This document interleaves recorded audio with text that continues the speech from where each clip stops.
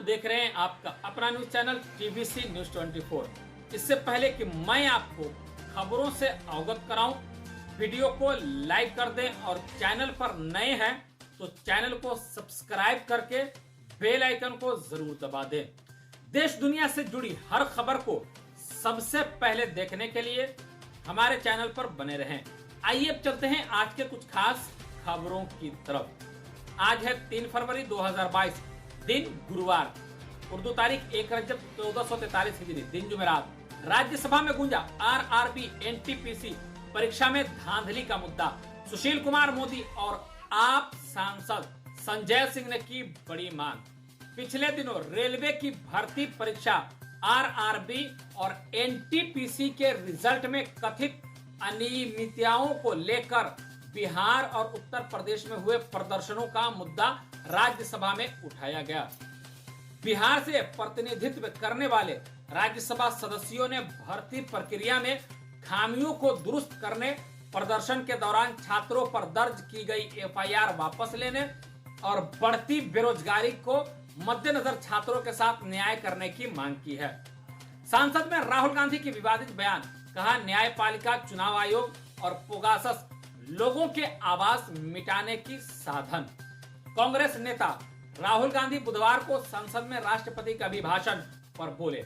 उन्होंने मोदी सरकार पर हमला करते हुए कहा कि राष्ट्रपति का अभिभाषण सच से दूर है। आज 2 हिंदुस्तान बन गए हैं, गरीबों का हिंदुस्तान और अमीरों का हिंदुस्तान। अभिभाषण में बेरोजगारी और युवाओं का कोई जिक्र नहीं था। राहुल ने मोदी सरकार पर आम आदमी की आवाज को दबाने का आरोप लगाया। इस दौरान उन्होंने न्यायपालिका और चुनाव आयोग पर भी निशाना साधा। राहुल ने कहा कि न्यायपालिका, चुनाव आयोग और पेगासस लोगों की आवाज को नष्ट करने के लिए मोदी सरकार का साधन है। बिहार इंटर परीक्षा के दूसरे दिन कदाचार के मामले में 103 छात्र निष्कासित, 16 मुन्ना भाई गिरफ्तार। बिहार में 1 फरवरी से इंटरमीडिएट परीक्षा शुरू है, जो 14 फरवरी तक आयोजित होगी। इंटर परीक्षा को लेकर बिहार बोर्ड की ओर से किए गए तमाम काम उस समय फेल साबित हो गए जब भागलपुर में इंटर परीक्षा के दूसरे दिन 14 जहानाबाद और नालंदा से एक मुन्ना भाई को गिरफ्तार, यानी कि दूसरे छात्रों की जगह परीक्षा दे रहे 16 लोगों को पकड़ा गया। वहीं इंटरमीडिएट परीक्षा के दूसरे दिन कदाचार के मामले में 103 छात्र को निष्कासित किया गया। जेएमएम का स्थापना दिवस धूमधाम से मना। मुख्यमंत्री हेमंत सोरेन ने कहा, जनता से किए वादे पूरा करेगी सरकार। मुख्यमंत्री हेमंत सोरेन ने आज दुमका में आयोजित एक कार्यक्रम को संबोधित करते हुए कहा कि राज्य के समेत और चहुमुखी विकास तथा यहाँ की 3.25 करोड़ आबादी के कल्याण के लिए सरकार समर्पित है। अनुसूचित जाति, अनुसूचित जनजाति एवं पिछड़ा, अल्पसंख्यक, गरीब, जरूरतमंद, किसान, मजदूर, युवा और महिला समेत सभी वर्ग और तबके के हित को ध्यान में रखकर सरकार कार्य योजनाएं बना रही है। विकास योजनाओं को धरातल पर उतारने का काम तीव्र गति से चल रहा है। पत्नी ने प्यार से उड़ाया दुपट्टा तो पति ने बंद कर लिए आंखें, फिर प्रेमी को किया इशारा और हो गया खेल। किशनगंज में एक अमर्यादित घटना का मामला सामने आया है। खुद पत्नी ने अपने पति की हत्या का प्रयास कर रहा था। पत्नी ने अपने प्रेमी को इस मामले में सहयोग किया। हालांकि पति की जान बच गई। पत्नी और उसके प्रेमी को गिरफ्तार कर लिया गया है। घटना जिले के बहादुरगंज थाना क्षेत्र का गुंजरमारी वार्ड नंबर 12 की है। एसडीपीओ अनवर जावेद अंसारी ने बताया, घटना 28 जनवरी की शाम की है। मुकेश साहनी का नया दाव, एमएलसी चुनाव में आरक्षण लागू करने की मांग की। नीतीश कुमार को पत्र लिखा। बिहार में एनडीए में अलग थलग कर दिए गए मुकेश सहनी ने नया दांव खेला है। मुकेश सहनी ने मुख्यमंत्री नीतीश कुमार को पत्र लिखा है। पत्र में मांग की गई है कि बिहार विधान परिषद में आरक्षण लागू किया जाए। गौरतलब है कि बिहार विधान परिषद में अब तक विधानसभा या लोकसभा की तरह अनुसूचित जाति और जनजाति के लिए आरक्षण लागू नहीं है। बिहार में आज मिले 799 नए कोरोना मरीज, पटना में 228 नए मामले। पिछले 24 घंटों में बिहार में कोरोना संक्रमण के 799 मामले सामने आए हैं। बात राजधानी की करें तो पटना में 228 नए मामले हैं। बिहार में एक्टिव मरीजों की संख्या 3752 हो गई है। बता दें कि बिहार में कुल 1,50,210 लोगों की कोरोना जांच हुई, जिसमें 799 मामले मिले हैं। वहीं पटना में कुल 5,823 लोगों ने कोरोना का टेस्ट कराया, जिसमें 228 नए केसेस मिले हैं। मंगलवार को बिहार में एक्टिव मरीजों की संख्या 4,723 थी, जो आज 3,752 हो गई है। बिहार के धान घोटाला मामले में एक आरोपित को सुप्रीम कोर्ट से जमानत, वहीं रूपम पाठक को 15 दिन की पैरोल। सुप्रीम कोर्ट ने बिहार में धान घोटाले से संबंधित एक मामले में एक आरोपित को जमानत दे दी है। चीफ जस्टिस एनवी रमना की अध्यक्षता वाले पीठ ने याचिकाकर्ता अशोक कुमार को 2 साल से अधिक समय से जेल में होने के कारण जमानत दी है। इस मामले में जांच पूरी होने के बाद आरोप पत्र दायर किया जा चुका है। पीठ ने कहा कि इस तथ्य को ध्यान में रखते हुए कि याचिकाकर्ता 2 साल से अवधि समय से कैद में है और विशेष तथ्य यह है कि जांच पूरी हो गई है और आरोप पत्र दायर किया जा चुका है।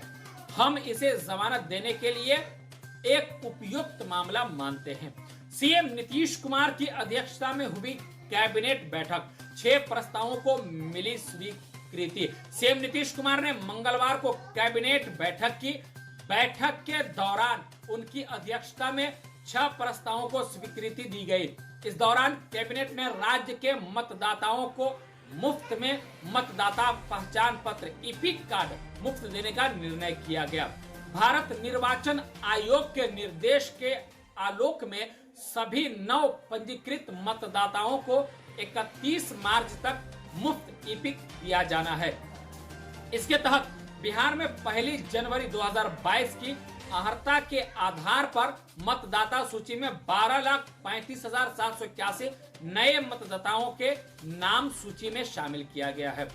उत्तर प्रदेश के मुख्यमंत्री योगी आदित्यनाथ ने साधा अखिलेश जयंत पर निशाना, बोले चौधरी उनका साथ दे रहे हैं जिनके जमीन मुजफ्फरनगर दंगे हुए हैं। योगी आदित्यनाथ ने कहा कि हमारी सरकार से पहले सभी जानते हैं कि प्रदेश में बेटियां सुरक्षित नहीं थी। अखिलेश यादव और जयंत चौधरी पर निशाना साधते हुए सीएम योगी ने कहा, ये जोड़ी नई नहीं है। जयंत और अखिलेश की जोड़ी फेल है। ये बात तो जनता उन्हें चुनाव में समझाएगी। उत्तर प्रदेश विधानसभा चुनाव में नेताओं के बीच चल रही जबानी जंग ने आज उस वक्त एक नया मोड़ ले लिया जब यूपी के मुख्यमंत्री योगी आदित्यनाथ ने समाजवादी लोकदल गठबंधन पर निशाना साधते हुए अखिलेश यादव की सपा सरकार पर मुजफ्फरनगर दंगा कराने का आरोप लगा दिया।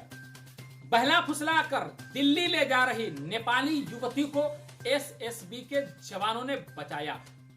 एसएसबी जवानों ने बुधवार को बढ़नी बॉर्डर पर नेपाल के दैलेख जिला की एक युवती को बहलाकर दिल्ली ले जा रहे नेपाली युवक संग पकड़ लिया। जी हां, एसएसबी ने दोनों को नेपाली पुलिस को सौंप दिया है। बिहार में लॉकडाउन, क्या सरस्वती पूजा का आयोजन की मिलेगी अनुमति? इंटर की परीक्षा चल रही है और इसी बीच सरस्वती पूजा भी मनाया जाना है। इस दौरान भीड़ एवं जाम की समस्या उत्पन्न न हो, यातायात की व्यवस्था पूरी तरह नियंत्रण में रहे, इसके लिए जिले से प्रखंड स्तर तक नियंत्रण कक्ष स्थापित किए जाएं। नियंत्रण कक्ष में पदाधिकारी और कर्मचारी प्रतिनियुक्त किए जाएं। अनुपस्थिति और कर्तव्य के प्रति लापरवाह कर्मी के विरुद्ध आवश्यक कार्रवाई की जाए। नियंत्रण कक्ष के नियंत्रण में दंगा निरोधक दस्ता अग्निशामक दल के पूर्ण रूप से तैयार रहने का निर्देश दिया जाए ताकि किसी अप्रिय घटना से तुरंत निपटा जा सके। गलवान घाटी में भारत के साथ झड़प में चीन को हुआ था भारी नुकसान, ऑस्ट्रेलियाई अखबार ने किया दावा। जी हां, ऑस्ट्रेलिया के एक खोजी अखबार ने बुधवार को दावा किया कि 2022 में गलवान घाटी में भारतीय सैनिकों के साथ हुई हिंसक झड़प में चीन को बहुत ज्यादा नुकसान हुआ था। इसके कई सैनिक रात के अंधेरे में तेज बहती नदी को पार करते समय डूब गए थे। चीन ने 5 सैन्य अधिकारियों और सैनिकों के मारे जाने की बात कही थी। कलेक्शन नामक अखबार ने अपनी रिपोर्ट में कई गुमनाम शोधकर्ताओं और चीनी ब्लॉगर के निष्कर्षों का हवाला दिया है। अखबार ने कहा कि शोधकर्ताओं और ब्लॉगर ने सुरक्षा कारणों से अपना नाम बताने से इनकार कर दिया, लेकिन उनके निष्कर्ष इस पूरे मामले पर नई रोशनी डालती है।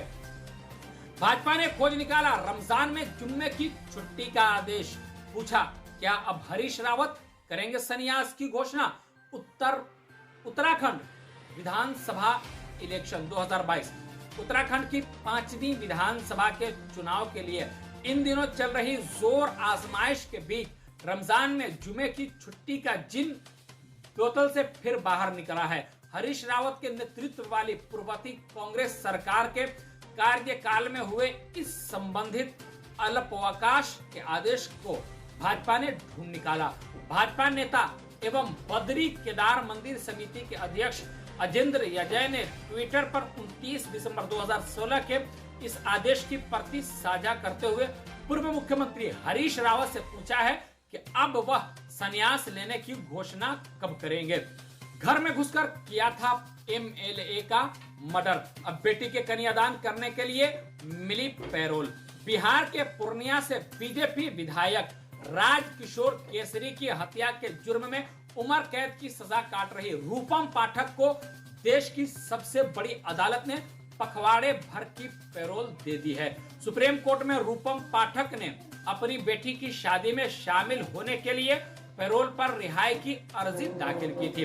रूपम पाठक की ओर से वरिष्ठ वकील राजेश खन्ना ने कहा कि उन्होंने अपनी मर्जी सीबीआई के वकील को भी सौंप दी है, जिस पर सीबीआई की ओर से एसएसजी राजू ने कहा कि उन्हें इस पर कोई आपत्ति नहीं है। रूपम पाठक के बेटी के विवाह यानी कन्यादान की विधि में शामिल होने की इजाजत दी जा सकती है। राहुल गांधी का आरोप, पीएम मोदी के गलत नीतियों के चलते पाकिस्तान और चीन साथ आए। अमेरिकी विदेश विभाग के प्रवक्ता से पूछे सवाल पर दिया यह रिएक्शन। कांग्रेस के पूर्व अध्यक्ष राहुल गांधी ने बुधवार को प्रधानमंत्री नरेंद्र मोदी पर परोक्ष रूप से निशाना साधते हुए आरोप लगाया कि मोदी सरकार की नीतियों के चलते चीन और पाकिस्तान पहले से कहीं ज्यादा करीब आ गए हैं। राहुल गांधी के इस बयान पर अमेरिकी विदेश विभाग के प्रवक्ता Ned Price, US dept of state spokes Ned Price से सवाल पूछा गया, जिस पर उन्होंने जवाब देते हुए कहा कि मैं निश्चित रूप से इन टिप्पणियों का समर्थन नहीं करूंगा। उन्होंने कहा कि यह पाकिस्तान और चीन का मुद्दा है और इसे उन दोनों देशों पर ही छोड़ देना चाहिए। आपको हमारी यह जानकारी कैसी लगी कमेंट में जरूर बताएंगे और देश दुनिया से जुड़ी हर खबर को सबसे पहले देखने के लिए हमारे चैनल पर बने रहें। अब हमारी मुलाकात होगी अगले वीडियो में, तब तक के लिए आप हमें इजाजत दीजिए।